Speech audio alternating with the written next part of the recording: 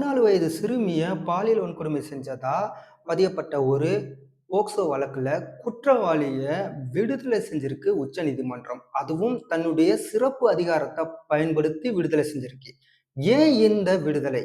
ஏன் சிறப்பு அதிகாரத்த பயன்படுத்தணும்? அதுவும் ஒரு போக்சோ குற்றவாளிக்கு அப்படிங்கிறது தான் மிகப்பெரிய ஒரு கேள்வியா எல்லாத்தோர மனசுலயும் எழுந்தது. அத பத்தி தான் இந்த வீடியோல நம்ம பார்க்க போறோம்.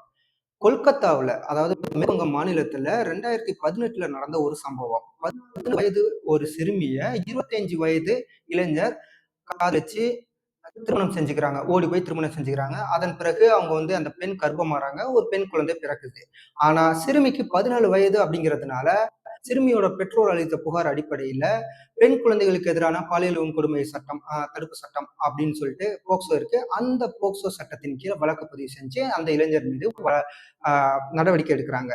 இந்த வழக்கு அங்க இருக்கிற மேற்கு வங்கத்துல இருக்கிற சிறப்பு நீதிமன்றத்துல, போக்சோ நீதிமன்றத்துல விசாரணைக்கு வரும்போது, இந்த இளைஞர குற்றவாளி அப்படின்னு சொல்லி தீர்ப்ப வழங்குறாங்க.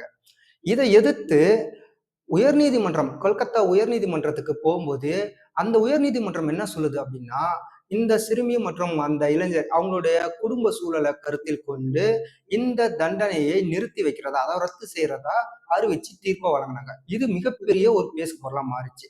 அது மட்டும் இல்ல, இத எதிர்த்து மேற்கு வங்க அரசு மேல்முறையீடும் செஞ்சுச்சு. அதே நேரத்துல சுப்ரீம் கோர்ட்டும் தாமா முன் வந்து இந்த வழக்க பதிவு செஞ்சு விசாரணைக்கு எடுத்துச்சு. எடுத்தது மட்டும் இல்ல, எடுத்த உடனே அந்த ஹைகோர்ட்டோட தீர்ப்ப நாங்க தடை போடுறோம் அப்படின்னு சொல்லிட்டு முதல்ல ரத்து பண்ணாங்க. அதே நேரத்துல இந்த சிறுமி, அப்போ சிறுமியா இருந்துச்சு. அதன் பிறகு இப்போ வருஷங்கள் ஆக ஆக இப்ப அந்த சிறுமி பெரிய பொண்ணா மேஜர் ஆயிட்டாங்க. இப்ப மேஜர் ஆனதுக்கு அப்புறம் அந்த பெண்ணோட வாழ்க்கை சூழல் எப்படி இருக்கு அப்படிங்கிறத பத்தி அத கொஞ்சம் விசாரிக்கணும் அப்படின்னு சொல்லி வழக்கோட விசாரணைய ஒத்தி வைக்கிறாங்க. இதன் பிறகு நடந்ததுதான் ரொம்ப ரொம்ப முக்கியமான ஒரு விஷயம். என்னன்னா, அந்த சிறுமி 14 வயதா இருந்த சிறுமி இப்போ மேஜர் ஆயிட்டாங்க. பெரிய பொண்ணு ஆயிட்டாங்க. தன்னால் கற்பழிக்கப்பட்டாங்க. அதாவது பாலியல் வன்கொடுமை செய்யப்பட்டாருன்னு சொல்லி வழக்கு பதிவு செய்யப்பட்ட அந்த இளைஞர் கூடத்தான் அவங்க வாழ்ந்துட்டு இருக்கிறாங்க. தன்னுடைய குழந்தை கூடயும் கணவன், மனைவியா ஒண்ணா தான் இருக்கிறாங்க. அப்போ இவங்க ஒண்ணா சேர்ந்து தான் ஒத்துக்கிட்டு தான் ஒண்ணா இருக்கிறாங்க அப்படின்னு தெரிய வருது. இத உச்சநீதிமன்றம் பதிவு செஞ்சிருக்காங்க. அது மட்டும் இல்ல, இந்த சிறுமியை, அதாவது அவங்க சிறுமியா இருந்தபோது சமூகமும், குடும்பமும், சட்டமும் கைவிட்டுடுச்சு அப்படின்னு ஒரு வேதனைய அவங்க உச்சநீதிமன்றம் பதிவு செய்றாங்க. அதனால இந்த தண்டனை கொடுத்து அவங்கள பிரிச்சு வைக்கிறத விட, அவங்கள தண்டனை குடுக்காம வாழ வைக்கிறது தான் சிறந்தது அப்படிங்கிற மாரி சொல்லி, அந்த தண்டனைய ரத்து செய்றாங்க.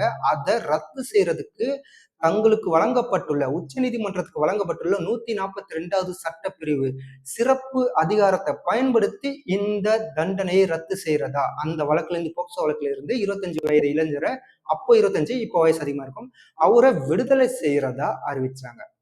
இதோட மட்டும் இல்லங்க. இந்த வழக்கு வேற யாருக்கும் முன்னுதாரணமா அமைஞ்சிடக்கூடாது அப்படிங்கிறதுக்காக ஒரு செக்கையும் உச்சநீதிமன்றம் வச்சிருக்காங்க. என்ன சொல்லியிருக்காங்க அப்படின்னா, இந்த வழக்கு வேற எந்த வழக்குக்கும் முன்னுதாரணமாக இருக்கக்கூடாது, எடுத்துக்க கூடாது அப்படிங்கிறதா சொல்லியிருக்காங்க. ஏன்னா, அந்த கோர்ட்ல நடந்த ஒரு கேஸ் இந்த மாதிரி ஒரு தீர்ப்பு வழங்கியிருக்காங்க. மும்பைல ஒரு தீர்ப்பு வழங்கியிருக்காங்கன்னு சொல்லிட்டு, அதையே சாதகமா பயன்படுத்தி ஒரு சில பேர் நீதிமன்றத்தை போய் நாடுவாங்க. அந்த மாதிரி இந்த வழக்கோட தீர்ப்பை யாரும் முன்னுதாரணமா இருக்கக்கூடாதுன்னு உச்ச நீதிமன்றம் சொல்லியிருக்காங்க. இதுதாங்க இந்த சம்பவத்துல நடந்தது.